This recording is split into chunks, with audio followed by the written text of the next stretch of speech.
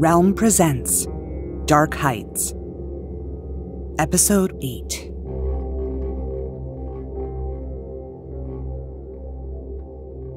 Bradley Ledler. I can't even say her name without shivering all over. Tess Bellamy. Beautiful Tess. It's almost time. Look in the mirror. Ask the question, are you human? Are you sheep? Are you a werewolf? The mirror above the bathroom sink in this motel room is old, like something a person would find in their grandmother's house. Look at the ornate antique frame in mother of pearl. It's paint, the mother of pearl. It's fake. With my thumbnail, I can scratch it. It flakes right off. That pressure on the nail, driving against the top of the thumb. Underneath the paint, particle board. Garbage. Nothing is made to be genuine anymore. Tess Bellamy. The first time I saw her, she was an actress in a play. I don't know why I went to a play. It's something I never do. Her role was Candy, a heroin-addicted prostitute. I can't remember if she had AIDS. There was a gap. There was an empty space between the words that Tess was speaking in the plot of the play and who she was as a real person. Candy, the call girl, was bad. She was garbage. She was nothing.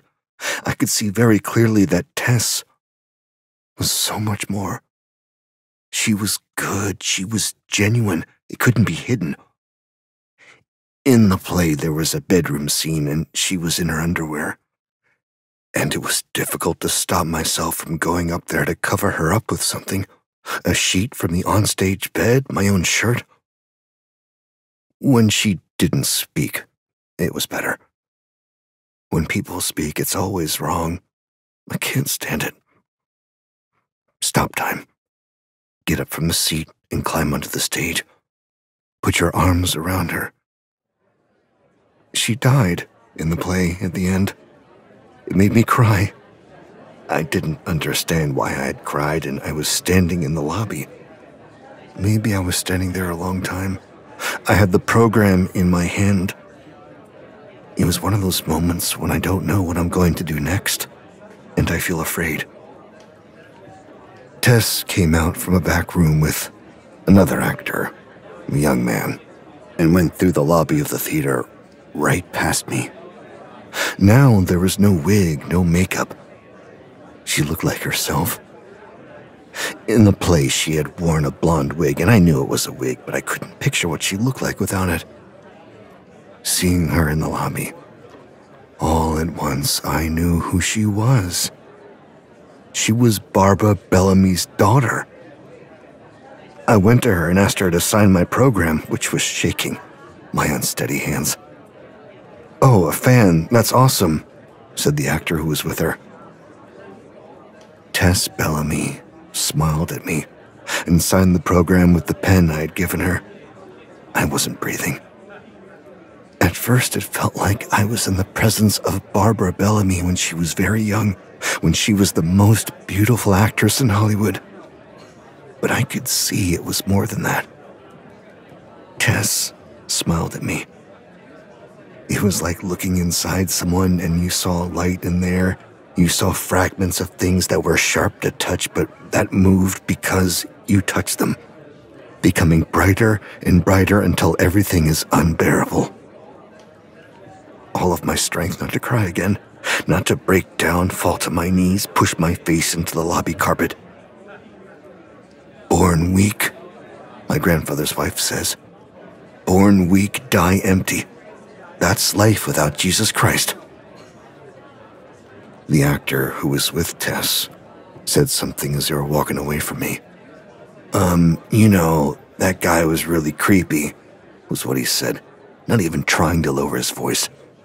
"Stop it," she said back to him, hitting him on the arm.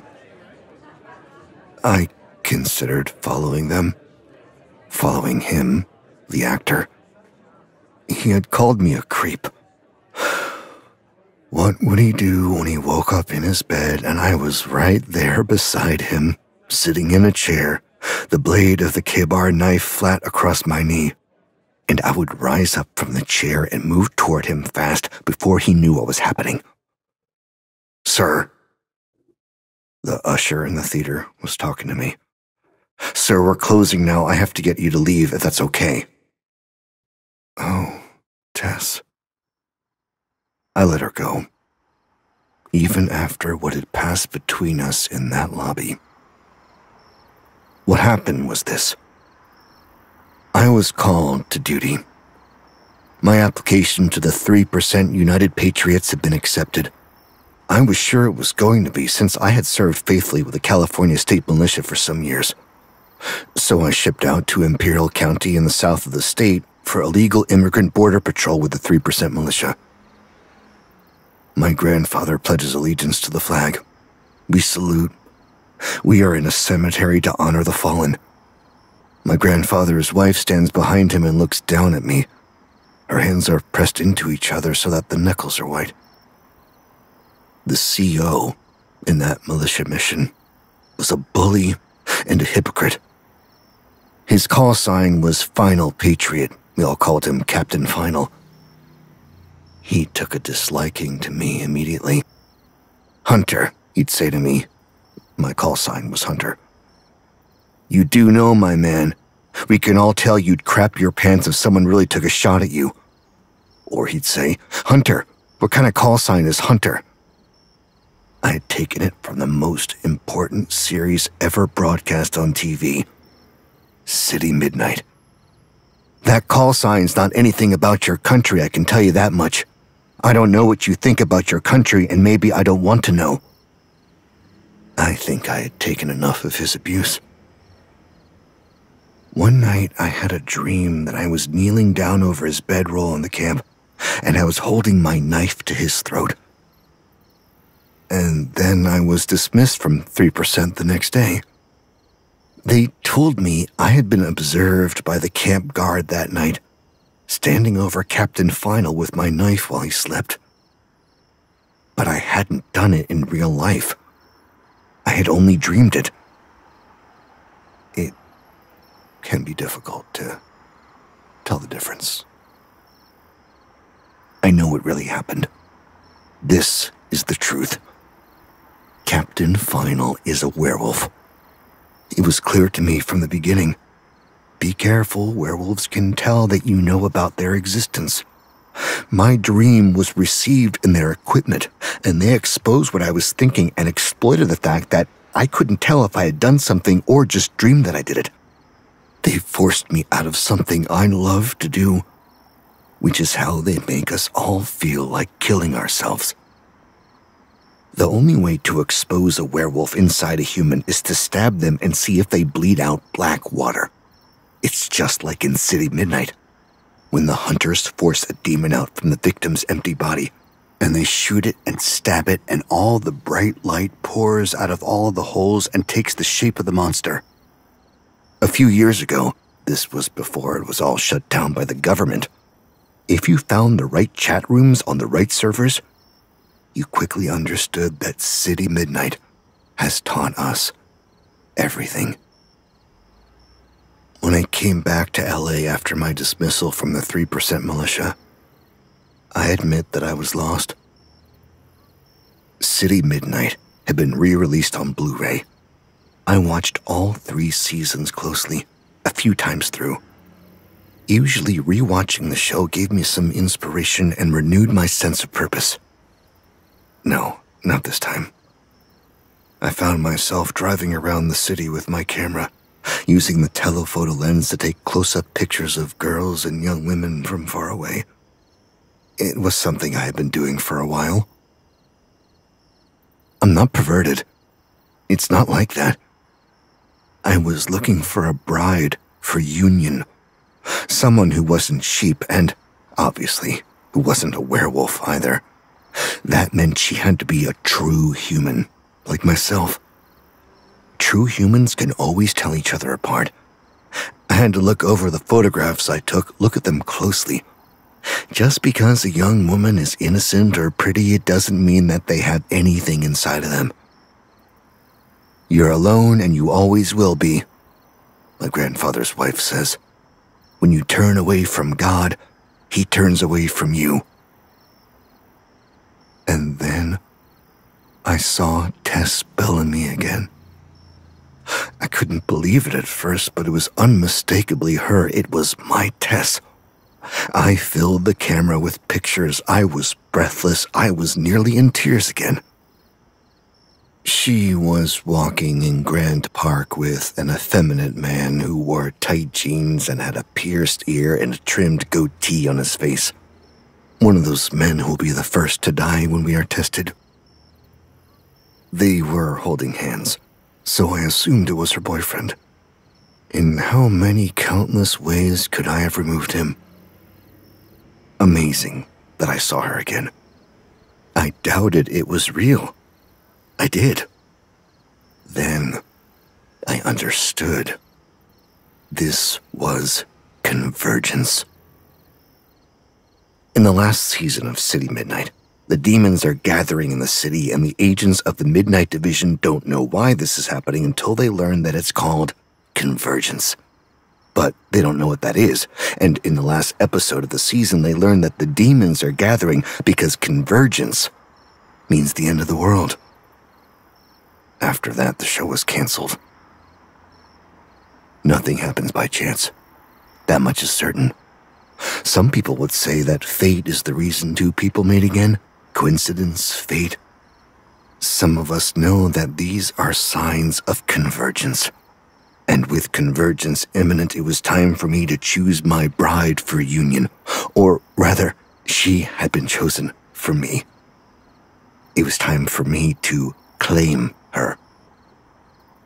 I took hundreds of pictures of Tess that day, followed them back to where they lived, she and her boyfriend. Spent many days walking past their apartment building or sitting in the car a block away or a few blocks away. I was never quite able to tell which garbage was theirs in the bins out back of the building. Months passed by. Every day I asked myself if I was ready for convergence, if I was ready to be tested, and every day I felt despair because I needed more time. I'm weak. I know that. God can't see you if you don't pray to Him. I used to have to cut myself to make sure I bled red blood, to be able to know who I was. I'm beyond that now. But I look down at my USMC K-bar and I can see so clearly that its black blade slits a sharp line between everything real and all the lies. After some time, I was noticing that Tess came and went by herself. There was no indication that her boyfriend still lived with her. I wanted to be sure. This was my opportunity. I hesitated. How do you know if you're ready? There's no going back from union. And then, just like her boyfriend before her, one day she was no longer there. I don't know how I missed it. I must have been preoccupied with planning, how I would break into her apartment, what I would do once I was there. Tess Bellamy was gone. I had no way of finding her. Yet, I knew her. I knew where she'd grown up. I knew where she'd gone to school. I knew that her mother had been in the hospital. It was always in those gossip magazines, Barbara Bellamy's big breakdowns. So I geared up the same as I would for a militia mission, and I drove to Park Heights. At the Evergreen Motel, the manager looks at my ID and says my name slowly out loud. I can't stand it. My unsteady hands throbbing, the fingers looking for the handle of the black knife. Bradley Ledler, he says, over-pronouncing. People do that with my name. If I could silence them all. I pay in cash and go to the room. It's dimly lit, and the bed sags in the middle where people have slept in extramarital congress. and the room smells like cigarettes even though the manager assured me it was non-smoking. The mirror over the bathroom sink is old. It's like something a person would find at their grandmother's house. I hate this place. Park Heights. There are hippies everywhere, teenagers skateboarding during school hours, 2 women walking together and holding hands. The diner has only vegetarian food. Where are the fires that we need to cleanse this country? Days have passed. I haven't seen Tess Bellamy anywhere. I admit that I might have been wrong about her coming back home. It's late. I can't sleep. I bought a jumbo smoothie in the godforsaken diner, but it tastes like grass. I'm ready to give up. Oh, Tess, it's you. She's walking up to the door of the diner. How can everything inside me break so easily? She comes into the diner, walks right past my table. She has a friend with her, a slim blonde girl with a sharp face. This girl who's with Tess Bellamy, she looks at me suddenly. I have to look away. There's something terrible about her. She's a werewolf. This blonde girl. She's bad. She's a bad, bad thing. She's the strongest werewolf I've ever seen. Convergence. Tess doesn't know. I have to help her. What would happen if I took her away from the werewolf right here, right now? I can't. There's so many people around us. I can't do it here. It's not the time. What does it mean that the werewolves are around her? Are they waiting for me? Is all of this some kind of trap? I don't know what to do. I have to calm down. I have to leave. I make sure no one follows me as I make my way back to the motel. I go down wrong streets, double back, go too far, turn around. I'm close to certain that no one knows where I am. I paid in cash like I always do for lodging when I travel, so that no one can trace my location. When I'm safely in my locked room, I draw the curtains and look out the window from the side. For a long time, there's nothing to see. Then, there is someone. There is a young man on a bike too small for him, coming down the empty street toward the motel. He bikes into the motel parking lot. I am surprised to realize that he wears a wrestling mask drawn over his head. The same kind of mask they have in Mexico for their TV programs that make no sense. What is going on? What is wrong with this place? The young man in the mask goes into the room next to mine. I listen, but there's no sound through the walls. I don't think I'll sleep. I'll wait here by the window in case the werewolves know where I am and choose to attack. In the morning, I see the young man in the mask leave early before sunrise. He bikes his way up the street. What is he doing? Is he wearing that mask to protect his identity from me? Would I see that he's a werewolf? I decide to make sure there isn't surveillance equipment in that room next to mine. I have a set of lockpicks, but the door to the room isn't locked. I go inside. No different than mine, this room. The bedding is taut across the mattress, as if the young man didn't sleep in it. The same as mine. There's something spread out on the floor. It's a drawing or a number of drawings that run across sheets of graph paper taped together. I kneel down to look at it. A map of Park Heights, drawn by a child. Square houses with triangle roofs, stick figure people, crooked streets. It hurts my eyes to look at this map. There's writing on it, descriptions of places, but the letters are backwards and bent, and I blink, but I can't read what they say, and I have to turn my head away and close my eyes because all at once I'm dizzy as if I've been falling into the map itself. swirls of color spiral through the black behind my squeezed-shut eyes. I feel sick. I force myself to look back at the map, and this time, I see that there's a house, surrounded by crudely drawn puffy trees, and it shimmers. I can't be sure, but the letters beneath it shift and blur, and then, suddenly, I can read them. Tess lives here with her mom. A shudder goes through me.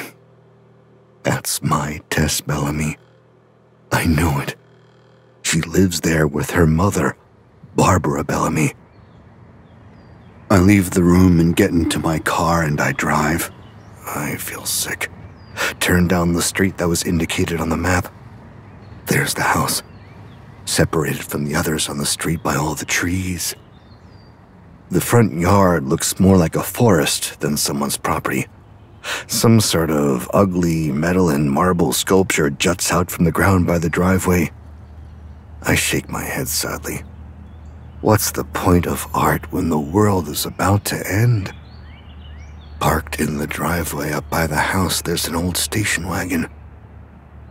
I wait for my Tess. She comes out of the house and gets into the station wagon. I close my eyes. Much later, Barbara Bellamy leaves the house and gets into a taxi. I can't believe it, but she's hardly aged at all. I thought her hair would be gray and her face would be like a mask, but her hair is just as long and black as when she was young, and her face is beautiful. I think I may claim them both for union. Tess Bellamy first, then her mother. Suddenly, my head explodes. I've had a headache ever since I looked at that map.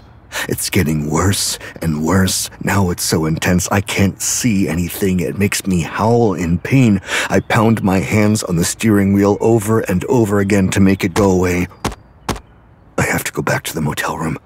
I have to close my eyes and sleep. When I dream, it's a dream about the basement.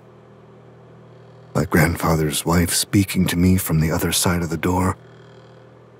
How many animals did you kill? I hear my grandfather farther away, watching football and TV in the living room. Pray, Bradley, pray to God to let you out, she says.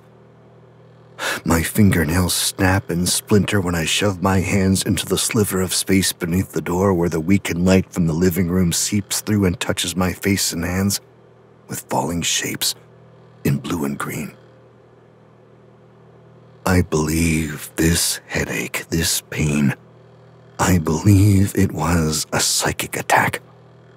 I believe Convergence is nearing and the werewolves have fixed their eyes on me when I've hidden from them for so long.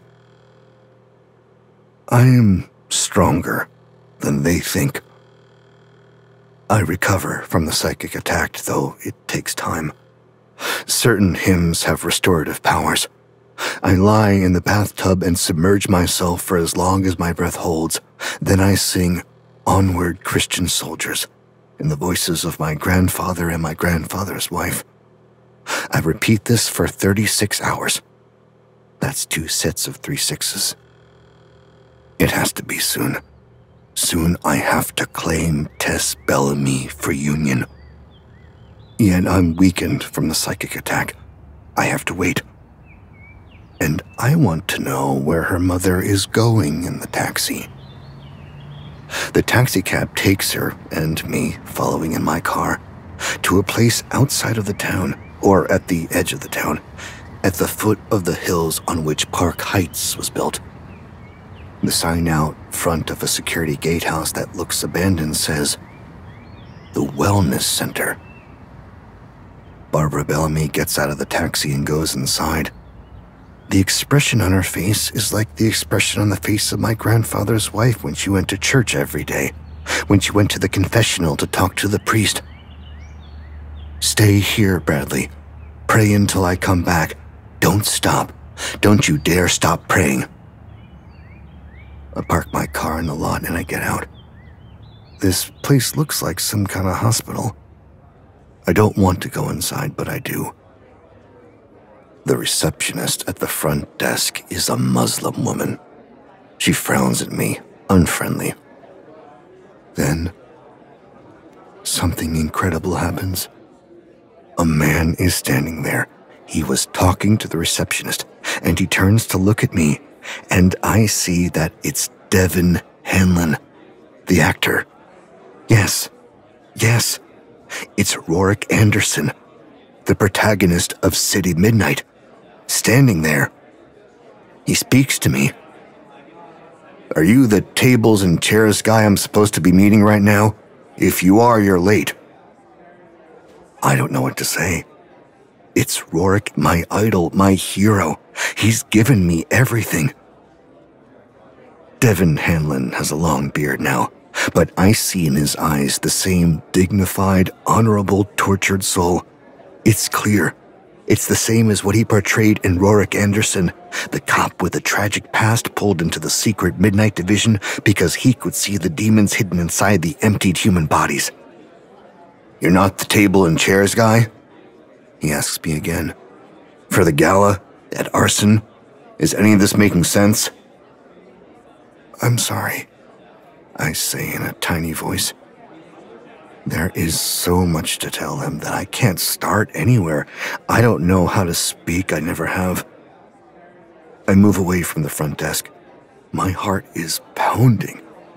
All of this convergence, with Tess, with Rorik Anderson now here, actually right here in this building where I am, all of this is really happening. How can I be ready for this? A bulletin board on the beige-green cement wall opposite the front desk has community notices pinned over it, overlapped in profusion. I see an advertisement for the Wellness Center fundraiser gala at a place called Arson. Tickets are several $100s and all proceeds go to the center. Scheduled for a few nights from now. The event is called Nightfall. When I turn back to the front desk, Devin Hanlon is walking away with another man. Must be the individual he was there to meet. I watch him go down the hallway and take the man into an office. "I'll see you again, Rorik Anderson." I leave the wellness center and go back to my car. Convergence. The end of the world.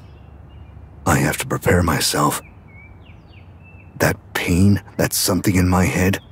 Blink. The colors spike like shooting stars. Numbness.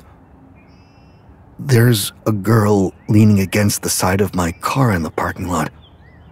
I don't know what's happening. She can't be real. The truth? She's a projection sent by the werewolves. She's very young. There are 2 blue streaks in her black hair. "I thought I'd say hello," she says. I don't know what to say to an unreal projection. "You look like maybe you're not feeling that well," she says. "Please leave me alone." She shrugs. "Suit yourself." She removes herself from my car and goes past me. Then she turns back and says, "I just wanted to meet you." She laughs. "I mean, we'll be seeing lots of each other pretty soon, in the circle." I can't let this projection confuse me or deter me or make me slip. I ignore it. I get into the car and I drive, fast. I have to prepare myself. I ask the Evergreen Motel manager for extra towels. The Wellness Center fundraiser gala at Arson, which is the historical mansion situated in the hills above the town of Park Heights. How many people will be there? Hundreds of sheep, watched over by werewolves. Rorik Anderson will be there.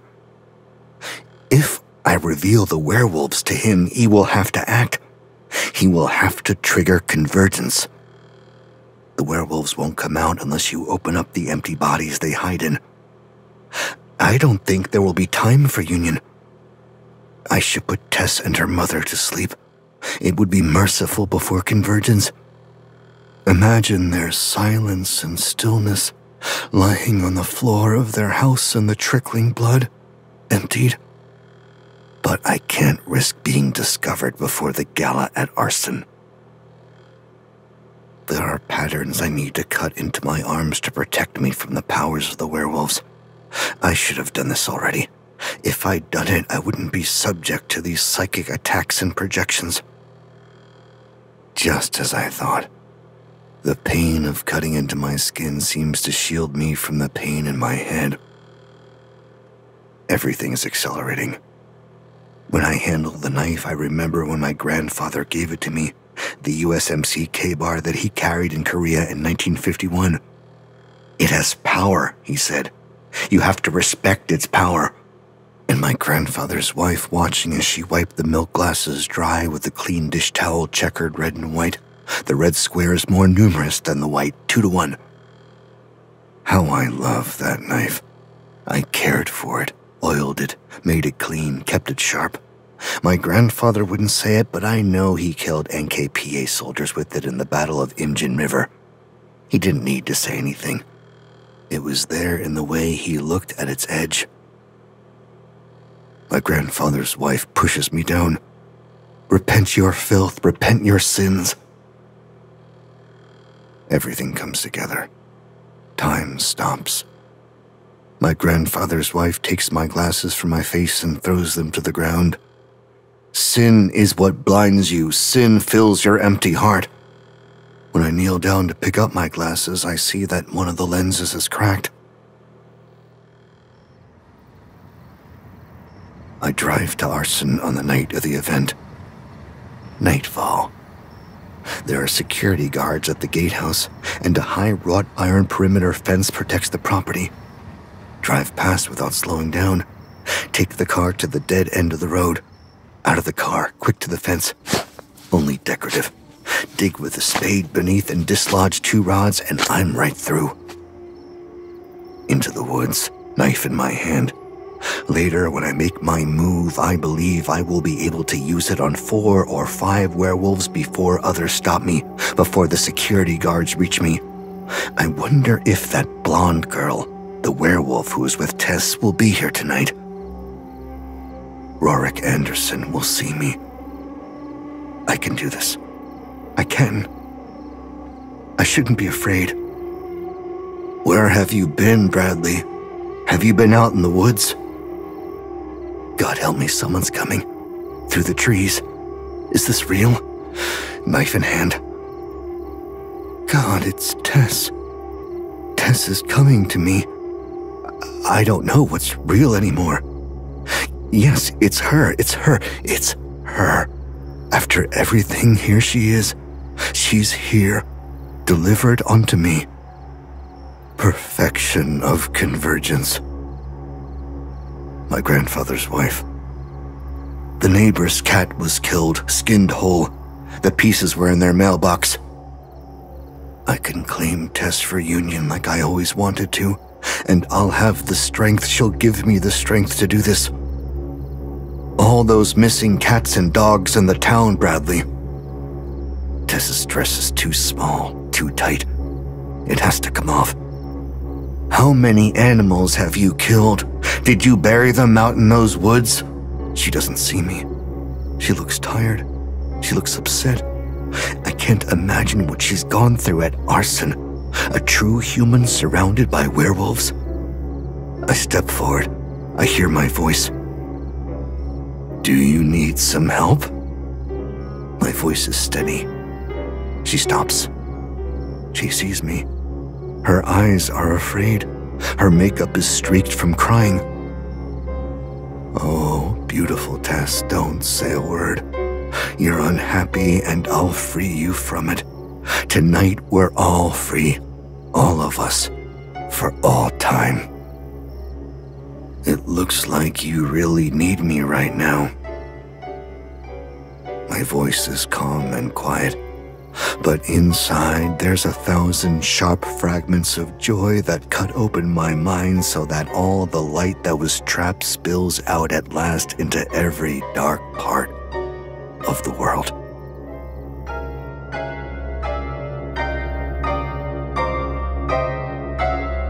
You're listening to Dark Heights by C.D. Miller, starring Dion Graham, Julia Whalen, and Neil Helligers. Produced by Realm, your portal to another world. Realm, listen away. Dark Heights is created and written by C.D. Miller. It is produced by Haley Wagreich and executive produced by Molly Barton. Audio production, sound design, and editing by Amanda Rose Smith. Original music by Chris Miller.